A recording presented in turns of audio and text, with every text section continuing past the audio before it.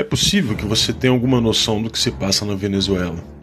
Você provavelmente acredita que por lá existe um poder autocrático, onde o ditador impõe suas determinações por meio de militares ou da justiça devidamente aparelhada. Mas não é bem assim. E o que você vai ver agora mudará sua forma de enxergar as coisas. E se você assistir até o fim, provavelmente perceberá que um sistema muito semelhante começa a se instalar no Brasil. Na Venezuela, alguns grupos operam como proprietários de suas áreas. São os coletivos. A primeira função do coletivo é defender a Revolução Bolivariana, e para isso eles dispõem de todo tipo de armamento e equipamento necessário para atacar qualquer um que se oponha ao modelo, ou seja, para atacar os reacionários. Esses grupos impõem uma espécie de disciplina dentro de seus territórios. Eles têm um código de honra próprio. Muitos até se gabam de manter dentro de suas áreas um índice de criminalidade abaixo da média nacional, que por sinal são os piores do mundo, com 70 homicídios a cada 100 mil habitantes. Existem centenas de coletivos, todos eles armados, com rifles portáteis, granadas, e 2 deles, os Carapaicos e Tupamaros, receberam treinamento militar dos guerrilheiros das Farc colombiana. Além disso, eles têm relações estreitas com outras gangues paramilitares, como os Los Rastrojos, também da Colômbia, que lhes fornecem armas. Esse grupo colombiano vive em conflito com o Exército de Libertação Nacional da Colômbia, que já se faz presente em 10 estados venezuelanos. O conflito entre essas organizações é uma constante, a disputa por territórios, muito parecido com o que acontece no Brasil. O governo venezuelano sustenta esses grupos por meio de planos sociais, concede recursos para seus projetos culturais e são eles que cuidam da distribuição de alimentos, entre outras benesses, naquele ambiente de fome e miséria. Enquanto mantém a sua fachada social, esses grupos atuam no tráfico de drogas, roubos de automóveis e outras ações características do crime organizado. Quem começou tudo isso foi Hugo Chávez, que financiou e permitiu que esses grupos crescessem nos bairros pobres do país. Nicolás Maduro herdou esse sistema, e os grupos que não estão sob seu controle estão sob o controle de 2 figuras sombrias do regime: Diosdado Cabello, acusado de ser um barão do narcotráfico da América Latina, e Fred Bernal, atual chefe nacional dos comitês locais de abastecimento e produção. Desde 2014, esses grupos mantêm uma função de reprimir as mobilizações lado a lado com a polícia militar do chavismo. O número de assassinatos praticados por esses grupos é incalculável. Em entrevista ao New York Times, o criminologista Fermín Marmol Garcia disse que, se a revolução perder a presidência amanhã, os coletivos se tornarão imediatamente uma guerrilha urbana, ou seja, não tem retorno.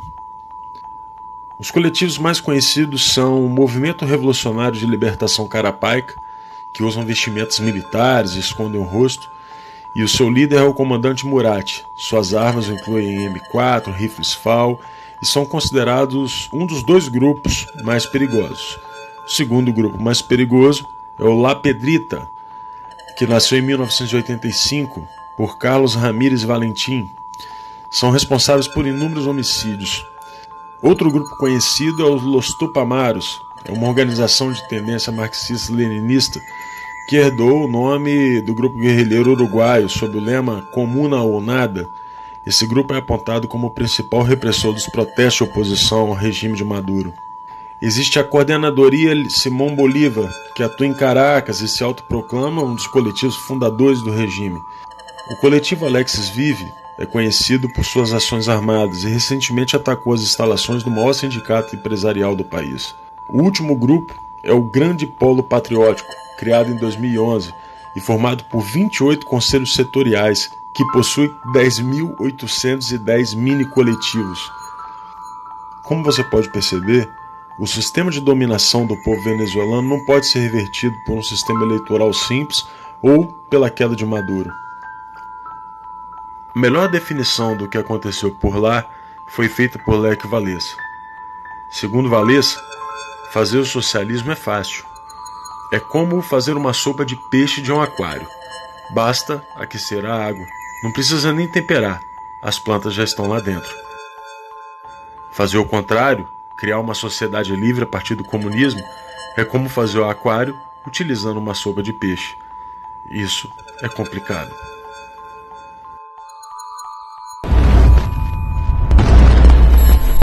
E venha, isso é com isso que eu vou terminar, venha Bolsonaro, venha que nós vamos organizar a rapaziada da periferia e nós vamos ver quem é que vai resolver essa parada.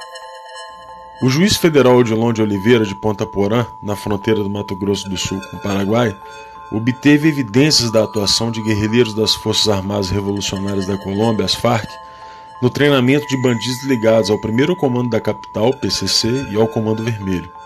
Segundo as apurações de Oliveira, quadrilhas de narcotraficantes do Brasil são dos principais clientes da América do Sul na compra de cocaína produzida pela facção colombiana.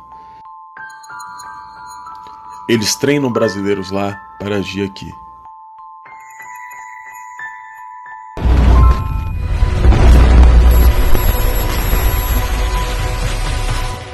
A revolução do lumpenproletariado já está em andamento no Brasil. O lumpenproletariado, esse produto passivo da putrefação das camadas mais baixas da velha sociedade, pode, às vezes, ser arrastado ao movimento por uma revolução proletária. Todavia, suas condições de vida o predispõem a vender-se à reação. Karl Marx. Você consegue se lembrar do Brasil antes de 2002? Pois é, não existiam cracolândias por aqui. A partir da vitória de Lula, a droga derivada da cocaína tomou conta do país, escravizando um número imensurável de brasileiros. Tais indivíduos são capazes de lutar com maior coragem, mas são propensos a ações destrutivas. Conduzidos de maneira correta, podem converter-se numa força revolucionária. Mao Tse-tung, em Análise das Classes da Sociedade Chinesa. Frantz Fanon é um teórico marxista muito conhecido entre as esquerdas. Seguidor do maoísmo, é proponente de uma revolução mundial, razão pela qual ações muito semelhantes acontecem em todos os lugares onde o comunismo possui seus tentáculos. É dentro dessa massa da humanidade, esse povo das favelas, do núcleo do lumpesinato, que a rebelião vai encontrar o seu ponta de lança urbano. Venha Bolsonaro, venha que nós vamos organizar a rapaziada da periferia e nós vamos ver quem é que vai resolver essa parada. Este lumpenproletariado é como uma horda de ratos. Você pode chutá-los e jogar pedras neles, mas, apesar de seus esforços, vão continuar roendo as raízes da árvore. O lumpenproletariado, uma vez que é constituído, traz todas as suas forças para pôr em risco a segurança da cidade. E é o sinal da decadência irrevogável, a gangrena sempre presente do coração do sistema colonial. Aqui no Brasil, a gente reagiu. Fomos às ruas e exigimos o fim de um governo que estava corroendo a nossa sociedade por dentro. E conseguimos uma vitória singela, mesmo que os revolucionários tivessem tentado impedir de todas as formas. Acontece que a revolução lumpenproletariada estava em andamento por aqui, e não será fácil reconstruir um aquário a partir de uma sopa de peixe deixada pelo petismo. Você então se pergunta como podem haver banqueiros, artistas, intelectuais e membros da elite que não conseguem perceber esse tipo de situação e ainda assinam manifestos junto com Ciro Gomes, que, como já vimos, tem exata noção do que está acontecendo. E para isso, Karl Marx também tem uma explicação. A aristocracia financeira, tanto no modo de obter seus ganhos quanto no modo de desfrutar deles, nada mais é que o renascimento do lumpenproletariado nas camadas mais altas da sociedade burguesa. O lumpenproletariado não está limitado aos drogados, bandidos, famigerados da classe marginalizada. Estão nos poderes, nas corporações, na mídia e no judiciário. Veja que até as opiniões de alguns jornalistas conhecidos têm mudado, e isso acontece de acordo com a mudança de quem banca os seus contra-cheques. São as pércoras do jornalismo, ou os degenerados da informação. No judiciário, do mesmo modo, um número cada vez maior de criminosos é colocado nas ruas.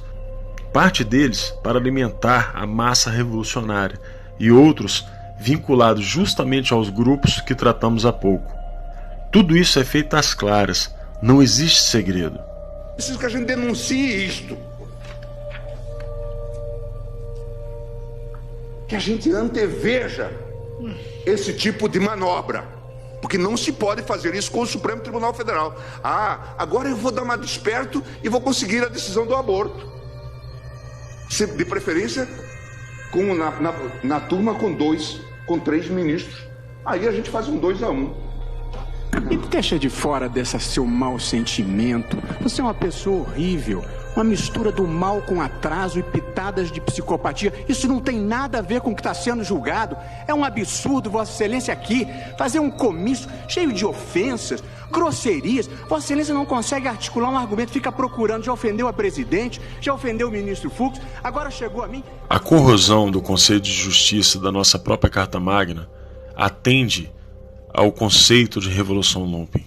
Afinal, a disciplina e os códigos de honra, como já vimos, terão que ser aplicadas por grupos criminosos ao fim da conclusão do processo revolucionário. Agora que você já sabe qual é a situação que nos encontramos, eu faço um pedido. Não desista do Brasil.